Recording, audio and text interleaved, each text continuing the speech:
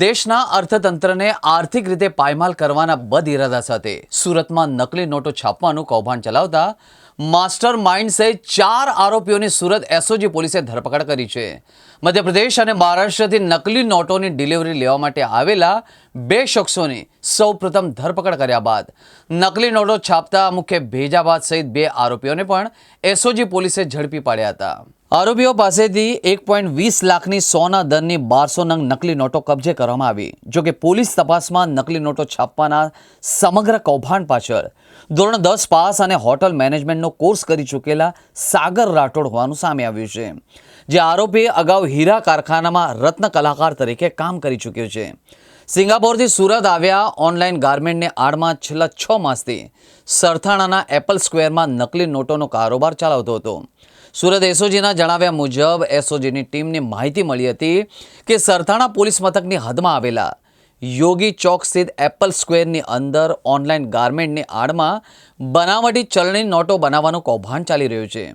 જે માહિતીના આધારે સુરત દ્વારા સતત વોચ ગોઠવી મધ્યપ્રદેશ અને મહારાષ્ટ્રથી બનાવટી ચલણી નોટોની ડિલિવરી લેવા માટે આવેલા 2 ઈસમોનો ઝડપી પાડવામાં આવ્યા હતા, જેમાં મધ્યપ્રદેશના રાહુલ શંભુભાઈ ચૌહાણ અને મહારાષ્ટ્રના પવન શ્રીકૃષ્ણ બાનોડેની ધરપકડ કરવામાં આવી છે।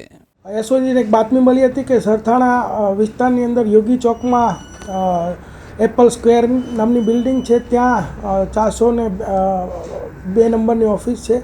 એની અંદર એમ કે હોજીરીના ધંધાની આડમાં એક નકલી નોટ છાપવાનું કામ ચાલી રહ્યું છે। તો એસઓજીએ ત્યાં રેડ કરતાં ત્યાં 3 આરોપીઓ સાથે ટોટલ 1,20,200ની 100 રૂપિયાના દરની 1202 નકલી નોટ મળી આવે છે। તે ઉપરાંત ત્યાંથી એ નોટની અંદર વપરાતી શાહી, પછી સ્કેલ્સ, રફ કાગળો, પ્રિન્ટર તથા પેનડ્રાઈવ આવો વિવિધ મુદ્દામાલ જપ્ત કરી અને કાયદેસરની કાર્યવાહી કરવામાં આવેલ છે।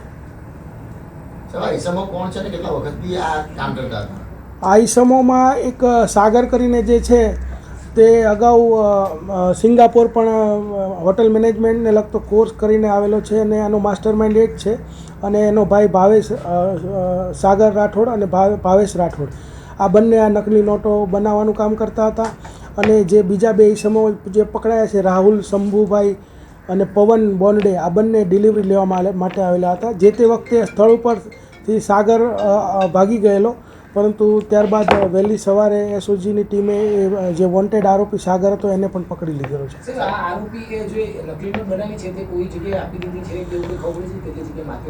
પ્રારંભિક જે પૂછપરછ કરીએ તો પહેલાં એ લોકોએ 10,000 રૂપિયાની નકલી નોટ બનાવેલી અને લારી ગલ્લે અથવા તો પેલી ચાની કીટલી ને એવી જગ્યાએ છૂટક એને વાપરીતી વરાછા વિસ્તારમાં।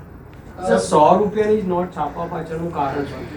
100 રૂપિયાની નોટ છાપવા પાછળનું કારણ એ કે 100 રૂપિયાની અંદર નોટમાં કોઈને શંકા નહીં જાય કે આ નકલી હશે। 500 રૂપિયાની નોટ હોય તો કોઈને શંકા જતી હોય છે, અને ઘણી વખત અગાઉ 500 રૂપિયાની નોટો પકડાયેલી પણ છે, તો એ લોકો વધારે ખરાઈ કરતા હોય છે। એટલે એ લોકોનો ઈરાદો એવો છે કે ભાઈ 100 રૂપિયા આપણે છાપીશું, જલ્દી પકડાઈશું નહીં। હા, એમને આજે સાગર રાઠોડ છે અને ફરજી કરીને એક વેબ સિરીઝ જોઈને એને વિચાર આવેલો, અને ત્યારબાદ યુટ્યુબ પરથી વિવિધ વિડીયો દ્વારા બધું શીખી અને જે મુદ્દામાલ પકડાયો છે તમામ શાહી, કાગળ એ બધું એ સુરતથી જ અલગ અલગ જગ્યાએથી લઈ અને આ કામ કરતા હતા।